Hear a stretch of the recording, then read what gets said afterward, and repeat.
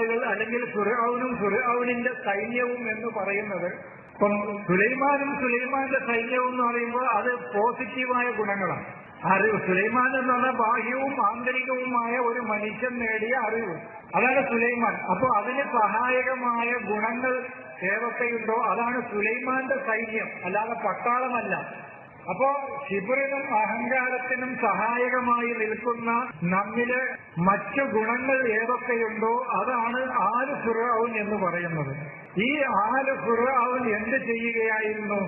നമ്മിലെ വളർന്നു വരുന്ന അറിവുകളെ നിർബന്ധപൂർവം കീഴ്പ്പെടുത്തുകയായിരുന്നു എന്നാണ്. റബഹ എന്ന് പറഞ്ഞാൽ കീഴ്പ്പെടുകയും റബ്ബഹ എന്ന് പറഞ്ഞാൽ കീഴ്പ്പെടുത്തുകയും ചെയ്യുക എന്നാണ് അതിന്റെ. അത് ചെറിയ എന്റെ പഠനത്തിൽ തന്നെ വന്ന ഒരു ചെറിയ തിരുത്താണ്.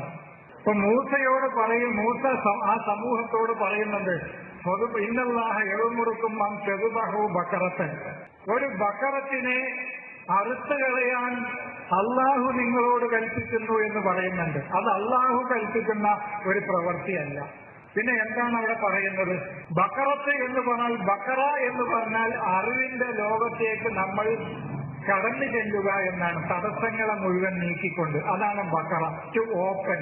നമ്മുടെ മുമ്പിൽ തടസ്സങ്ങളുണ്ട്. ഇപ്പൊ ഈ ശീലണ്ടെങ്കിൽ അതിനാണ് കീറിയിട്ട് മുന്നോട്ട് പോകണേനാണ് ബക്കറ എന്ന് പറയുന്നത്. ഇപ്പൊ നിങ്ങൾ ഇപ്പൊ വീട്ടിൽ പോയിട്ട് അറബിയിലുള്ള ഏതെങ്കിലും ഒരു ഡിക്ഷണറി ഉണ്ടെങ്കിൽ എടുത്ത് നോക്കിയാൽ മതി. ബക്കറ എന്ന് പറയുന്ന അർത്ഥം ടു ഓപ്പൺ, ഇഖ്തിറാഖ് എന്നാണ്. അതിനെ കീറി മുറിച്ച് മുന്നോട്ട് പോകും.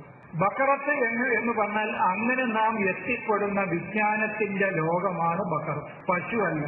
ആലമുൽ മഅലൂമാത്തി എന്നാണ് വിജ്ഞാനത്തിന്റെ ലോകം, പശുവല്ല. അതുകൊണ്ടാണല്ലോ യൂസഫിന്റെ 7 പഠിച്ച പശുക്കൾ 7 മെലിഞ്ഞ പശുക്കളെ തിന്നുന്ന ഒരു വ്യൂ അദ്ദേഹത്തിനുണ്ടായത്. എന്ന് പറഞ്ഞാൽ പശുക്കളെയല്ല തിന്നുന്നത്, 7 സെമീനായ അറിവുകൾ, വളരെ ഫലവത്തായ നല്ല കഴിവുള്ള ഏറ്റവും എല്ലാം നിറഞ്ഞ അറിവുകൾ, മെലിഞ്ഞൊട്ടിയ സമൂഹത്തിന് പര്യാപ്തമല്ലാത്ത അറിവുകളെ എല്ലാം എടുത്തു കളയായിരുന്നു എന്നർത്ഥം. അത് യൂസഫിന്റെ ഒരു വ്യൂ ആണ്, ഒരു വീക്ഷണമാണ്, അല്ലാതെ പാതിരാക്ക് കാണുന്ന സ്വപ്നമല്ല. അതാണ് ബക്കറത്ത് എന്ന് പറഞ്ഞാൽ. അപ്പൊ ഞാൻ അവിടെ നിന്നിട്ടാണ് കുറച്ച് കാര്യങ്ങൾ വിശദീകരിക്കാൻ ഉദ്ദേശിക്കുന്നത്.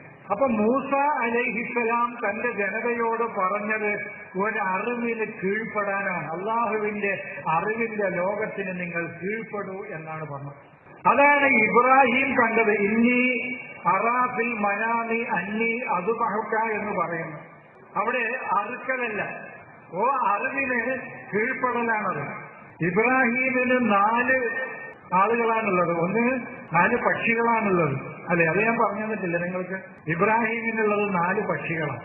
അതേതൊക്കെയാണ് പക്ഷികൾ? ഒന്ന് ഇസ്ഹാഖാണ്, ഒന്ന് ഇസ്മായിലാണ്, ഒന്ന് ലൂത്താണ്, ഒന്ന് യാക്കൂബാണ്. ഇബ്രാഹിം എന്ന് പറഞ്ഞാൽ എന്നിലും നിങ്ങളിലൊക്കെ ഉണ്ട് ഈ പക്ഷികളെട്ടോ. ഇനി അതിന് പ്രത്യേകം പറയേണ്ട ആവശ്യമില്ല. എന്നിൽ യാക്കൂബുണ്ട്, എന്റെ കയ്യിൽ എന്റെ ഉള്ളിൽ ലൂത്തുണ്ട്, എന്റെ ഉള്ളിൽ ഇസ്ഹാഖുണ്ട്, എന്റെ ഉള്ളിൽ യാക്കൂബുണ്ട്. യാക്കൂബ് എന്ന് പറഞ്ഞാൽ നിങ്ങൾ മറന്നിട്ടുണ്ടോ എന്ന് എനിക്കറിയില്ല. ഒരറിവിൽ നിന്ന് മറ്റൊരറിവിലേക്ക് തുടരെ പോകാനുള്ള നമ്മുടെ കഴിവാണ് യാക്കൂബ്. ഒരറിവ് നേടി, അഖിബ എന്ന് പറഞ്ഞാൽ ഒന്നിൽ നിന്ന് ഒന്നിലേക്ക് തുടർന്നു പോവുക എന്നാണ്. ഇപ്പൊ ഞാൻ ഒരു അറിവിന്റെ മേഖല നേടിയെടുത്തു, ഇനി അടുത്ത അറിവിന്റെ മേഖലയിലേക്ക് എനിക്ക് പോകാനുള്ള ഒരു കഴിവ് എന്നിലുണ്ടെങ്കിൽ എന്നിൽ യാക്കൂബ് സജീവമാണ് എന്നാണ് അർത്ഥം. യാക്കൂബ് എന്ന് പറഞ്ഞാൽ ഒരറിവിന്റെ മേഖലയെ നേടിയെടുക്കുകയും അടുത്ത അറിവിന്റെ മേഖലയിലേക്ക് നമുക്ക് പോകാനുള്ള ഒരു കഴിവ് എന്റെ ഉള്ളിൽ പ്രവർത്തിക്കുന്നുണ്ടെങ്കിൽ എന്നിൽ യാക്കൂബുണ്ട്.